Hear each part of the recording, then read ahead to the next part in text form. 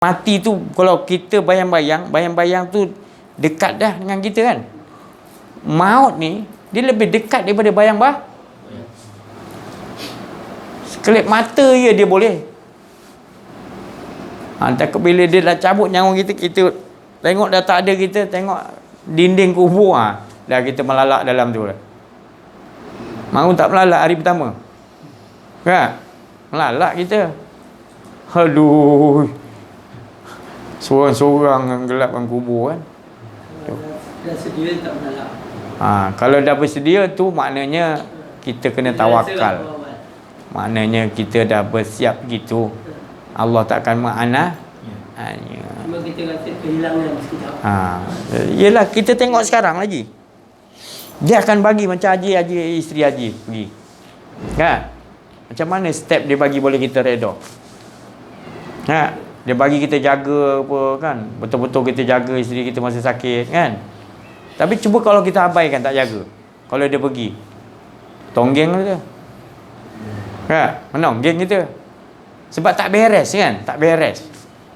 Tapi kita jaga kita tu, dia bagi kita rupanya dengan susah payah kita jaga tu tadi, kita boleh redha, dia pun pergi dengan baik. Arwah tu tempat yang baik. Tahu tak? Itu maksud saya nak bagi tahu ni, supaya bukan saya nak nakut-nakutkan. Kita redha tu letak kesayang. Itulah dia. Jadi bila mati tu nanti, mati pasti mati. Tapi yang kita takut, buat kata saya Siti Jenah semalam, aku mati tu akan pasti mati. Tapi yang lebih aku takut mati adalah rohani aku mati. Saya Siti Jenah wali Allah. Aku lebih takut, aku takut kalau mati pasti akan mati, siapa-siapa pun. Itu aku tak risau sangat sebab pasti akan mati. Tapi aku takut sekali mati adalah hati aku mati, tak ingat Allah, rohani aku. Itu lebih bahaya lagi. Jadi maksudnya dalam hidup kita ni selalu kena dengan Allah. Selalu itulah saya cakap, maksud saya tu selalu dengan Allah. Nanti bila-bila kita dah terbiasa selalu, bila-bila dicabut kita dengan Allah. Allah takkan menganiaya. Tak pernah. Bila kita selalu jaga Allah Ta'ala, Allah akan jaga kita, jaga isteri, jaga keluarga, jaga semua. Faham mana proses kita contoh saya dulu ada cakap, saya tak ingat ada cakap ke tak, masa nak tidur kita ada bercakap dengan Allah, ya Allah, cabut nyawa aku dalam keadaan aku ingat kau. Tidur kan mati kan. Saya dah cakap pun tak ada, saya tak tahu, saya lupa. Siapa ada ingatlah. Ya Allah, aku tidur ni mati, ya Allah, cabutlah nyawa aku dalam keadaan aku ingat, tidurkan aku dalam keadaan aku, sebab engkau yang menghidupkan, engkau yang memati. Jadi cabutlah nyawa aku ketika nak terlelap tidur tadi. Jadi semua orang ada tidur tak? Semua pasti tidur. Tidur tu mati. Jadi waktu tidur tu tadi, siapa yang datang? Keluarkan roh kau. Keluarkan roh kita siapa? Ni gini, pintu roh ni. Gini. Dia keluar. Bila Allah Ta'ala. Siapa yang panggil keluar? Ada malaikat dia. Dia tentera malaikatul maut juga. Tapi tak berbentuk sakit. Tapi kalau kita tu aja kita tak jaga,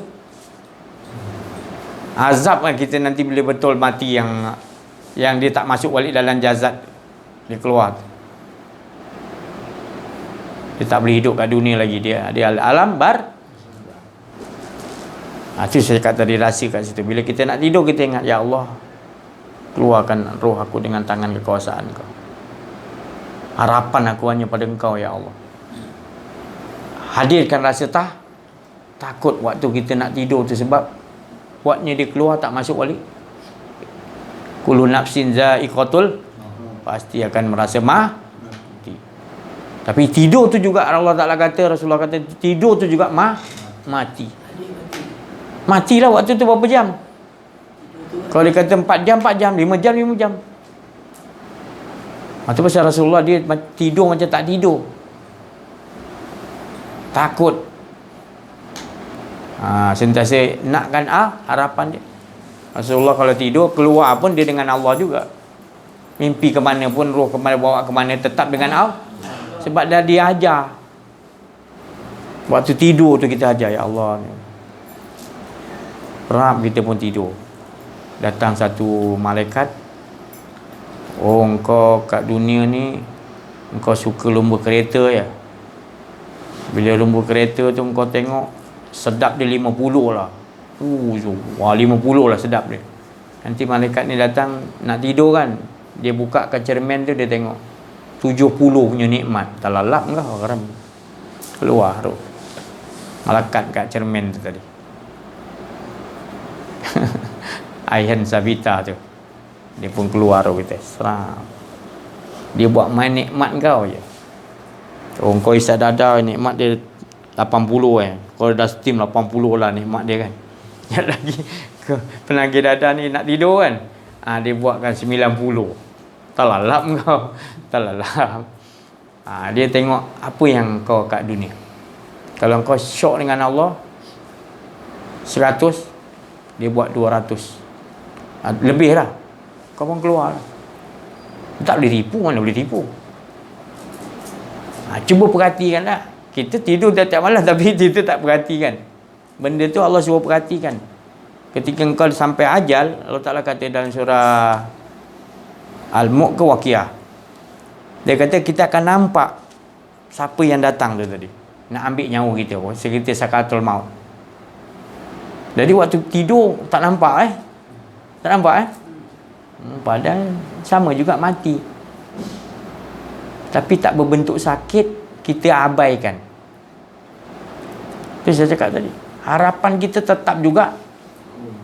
Sakit ke tak sakit ke, susah ke tetap senang ke tak senang, tetap Jadi nak tidur tu kena, ya Allah, tolonglah ya Allah. Jangan bagi aku lalai dalam mimpi, dalam apa. Keluarkan dengan tangan kekuasaan kau ya Allah. Supaya aku nak engkau aja ya Allah. Nak tetap dengan engkau aja. Tiap-tiap malam nak tidur pergi, kita tak mau selain daripada Allah. Sambil tu kita ingat Allah ya. Begitu. Faham datang dia. Betul kau syok dengan Allah dia kan. Tapi jangan main-main. Kalau kau tak syok pada Allah, kau kata syok tak sampai lagi, jangan. Pasti dia akan tak, malaikat tu punya apa, dia panggil petugas malaikatul maut tu tadi ada ramai. Dia nak tidur dia dah tahu dah dia ni bukannya sebut dia nama Allah ni, dia belum syok lagi ni, dia syok benda lain. Dia syok benda lain. Jadi tengok dalam diri kita. Kita ni syok, mudah-mudahan kita syok dengan Allah. Alhamdulillah. Jadi itulah kita duduk belajar ilmu mengenal diri mengenal Allah ni supaya kita bertambah syok dengan Allah. Jadi nak tidur baring apa keadaan kita dengan Allah 24 jam. Sampai nak tidur dalam mimpi pun kita nak syok dengan Allah. Kita nampak Allah Ta'ala tu. Dengan Allah juga. Rab, kita pun tidur ya Allah. Rab datang nur tadi. Masa kita nak tidur tu, cuba mulai pada malam ni nak tidur nanti, cuba tengokkan tadi siapa yang datang. Pelik ni Sajis ni. Dan nak tidur pula siapa yang datang pula. Dia selama ni dia datang kau tak perasan. Dia yang menidurkan. Kau minat ni 10, dia datang 20. Lelap lah kau. Jadi siapa tu? Dia datang bawa cahaya apa? Rap dia tunjukkan cermin tu je. Cermin tu cermin nikmat. Tadi kau minat apa? Main bola kan? Sebut bola je. Sanggup tunggu kan? Saya tak salah kan? Dah Allah bagi gitu, kau tak nak tukarkan.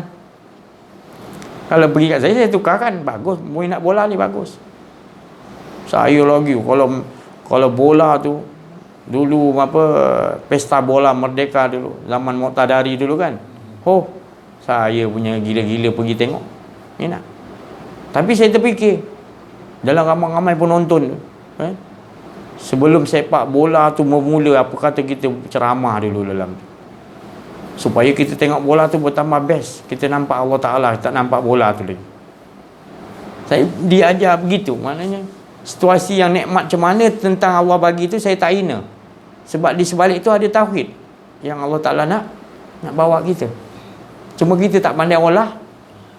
Contoh kemarin dulu saya ada cerita burung, macam mana orang minat suara burung. Tak? Dia alihkan tadi daripada suara Nabi Daud. Nabi Daud ambil suara, pecikkan daripada suara Allah. Tak payahlah nak cari Allah tu bersuara macam mana, tak payah. Allah dah letakkan kepada tempat-tempat di situ. Kan? Sampai kepada burung.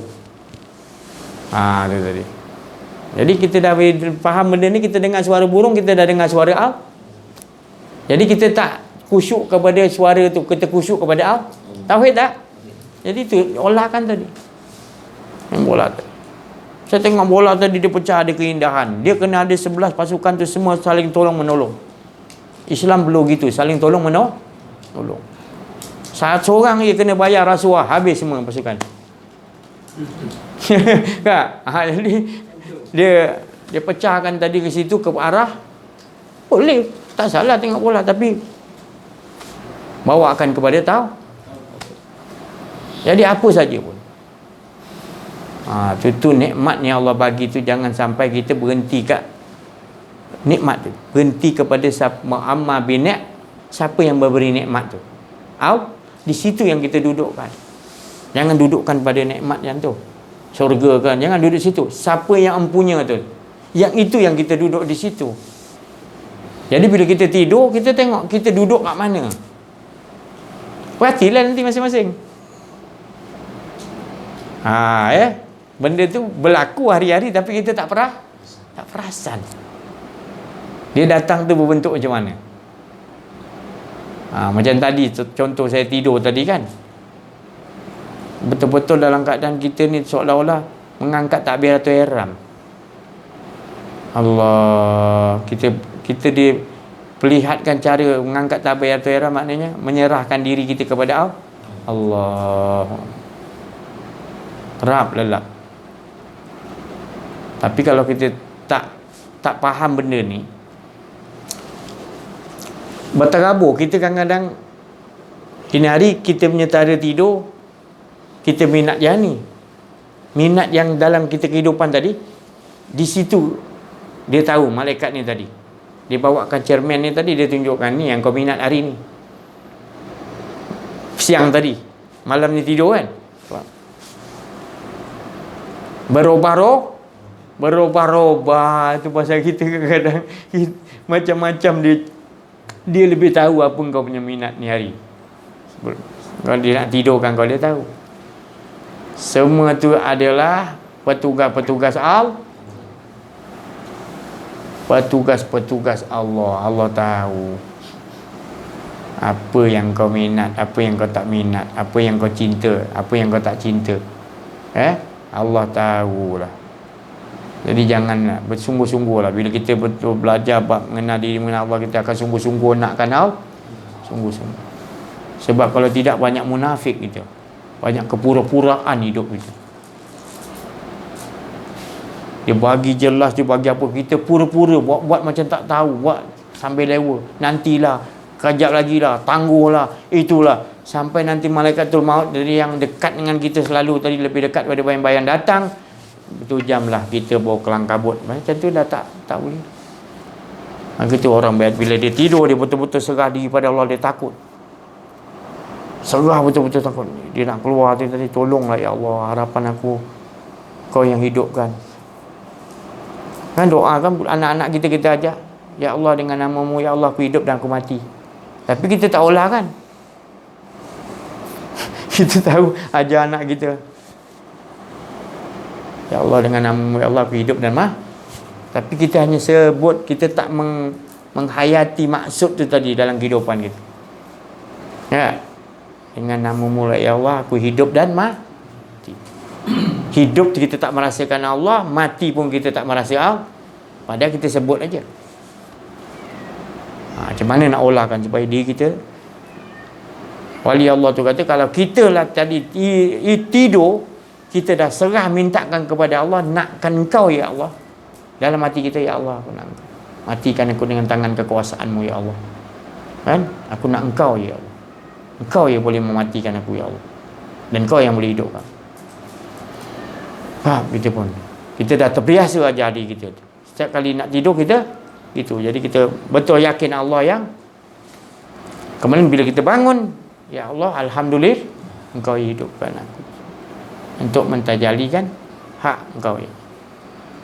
Kita ajarkan dua ni cara ni dalam hidup, mati dan juga bangun tidur. Kita selalu lazim begini, insya-Allah nanti bila sakaratul maut ambil nyawa kita, kita tetap dalam keadaan minta pada Allah. Harapan kita, Allah juga yang kita nak tangan kekuasaan Allah yang. Sebab kita dah ajar betul.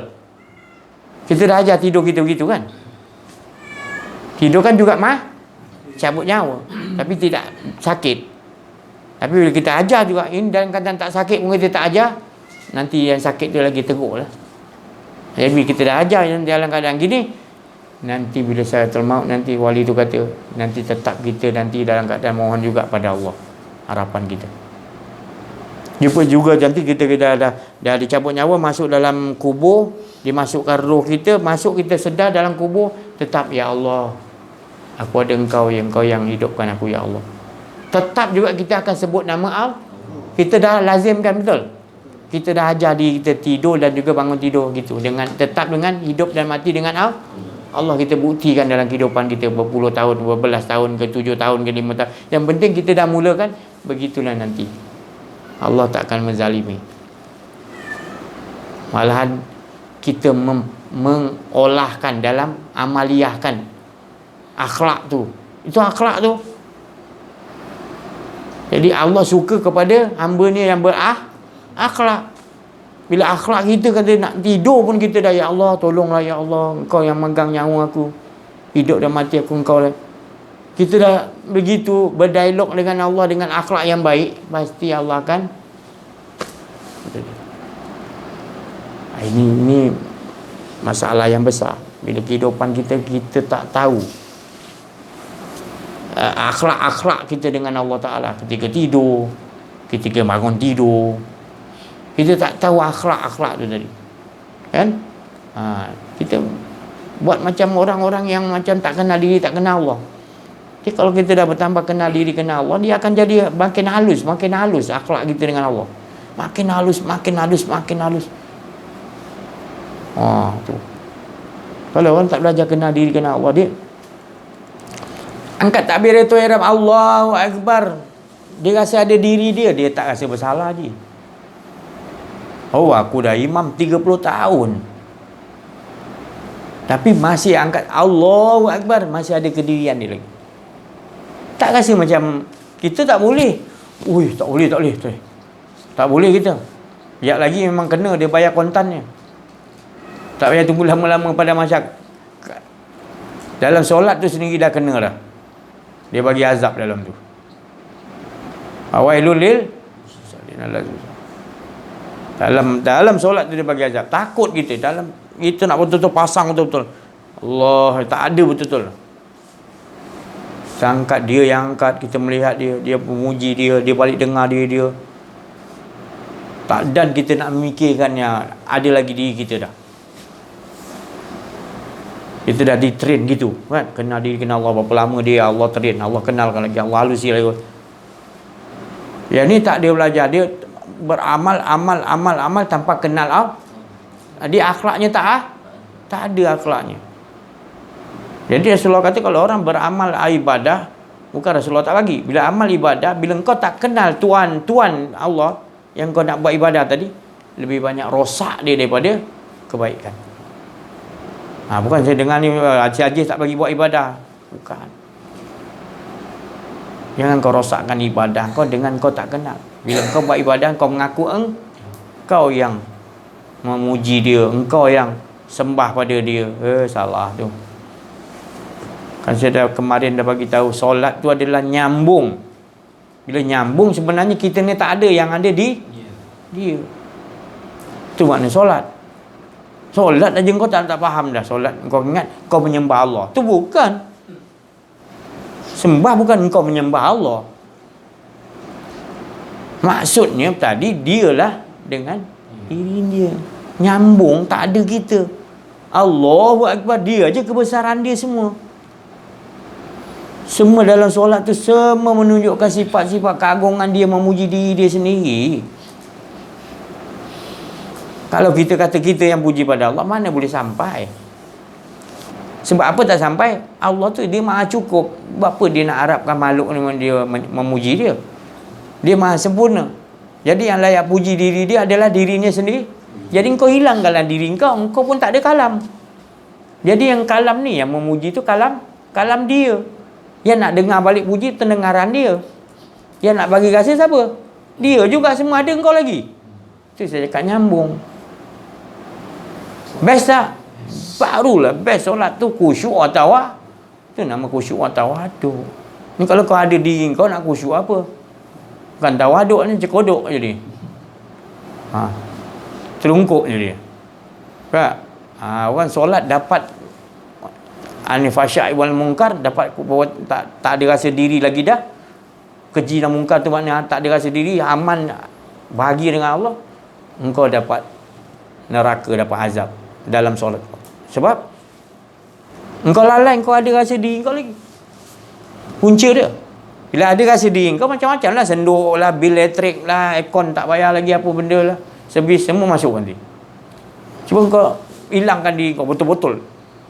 Duduk tepi, tak ada, aku dah tak ada ni, selamat tinggal semua. Belajar matikan diri betul-betul, selamat tinggal. Tak apa, kejap lagi ada balik. Jangan fikir ada balik lah. Ini fikir tak apa, kau keluar lah kejap ya, dia aku kejap lagi kan kau ada lagi lepas solat kan. Boleh cakap macam tu. Mana betul-betul dah selamat tinggal betul. Macam mana? Bila orang dah begitu, akan datang kemanisan ibadah. Ada satu wali Allah, dia kata tadi, dengan sikap kita membenci dunia, itu lebih baik daripada engkau ibadah 60 tahun dalam keadaan hati engkau ada cinta dunia lagi. Maknanya kalau kita ibadah, keluarkan semua. Betul-betul Allah je kita kenal diri dengan Allah. Tak ada diri kita. Ibadah. Tapi kalau kita ibadah 60 tahun tapi masih ada lagi sesuatu, walaupun kita kata alah satu je aku minat mancing je, dalam solat aku masuk mancing, bab mancing je, tetap juga itu bencana besar. Tetap.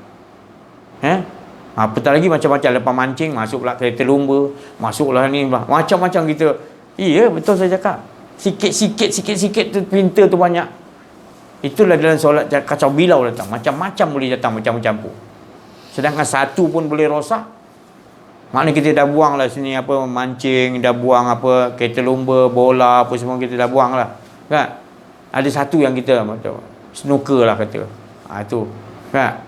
Kita main dengan kita punya kawan lama kita daripada dulu, tak boleh tinggalkan lagi kan.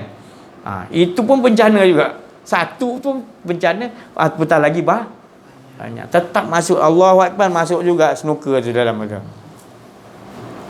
Jadi macam mana cara dia untuk, itulah nanti kematian, nanti itu yang menyusahkan kau nanti. Iya, cakap ini maknanya benda ni bukan benda, ini benda yang jelas, nyata. Kalau kita tak sungguh-sungguh, jawab sendirilah. Saya hanya boleh bagi tahu. Saya pun sendiri berusaha kurangkan benda-benda tu supaya saya boleh, kalau dia terlepas mana pun saya tetap tak bergoncang kuat sangatlah. Maknanya biasa-biasa tetap. Tu.